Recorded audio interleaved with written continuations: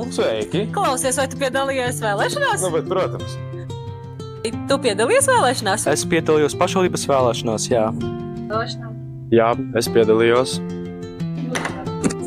Čau!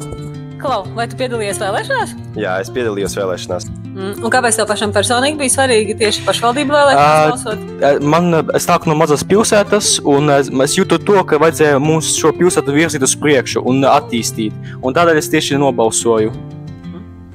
Es gāju vēlēt, jo es gribēju izmainīt kaut ko savas pilsētas un Latvijas labā, lai ievēlētu jaunu valdību, kura varbūt labāk strādās nekā bijušā. Balsot vēlēšanās? Nu, es, piemēram, uzskatu, ka vēlēšanas ir demokrātijas pamats un ka tas ļauj ietekmēt pašvaldības lēmumus un veicināt pilsonisko līdzdalību. Kā tie vietējie deputāti arī domā par jauniešiem tieši un par to, kas vajadzīgs jauniešiem savā pašvaldībā? Jā, tas ir īstenībā ļoti svarīgi.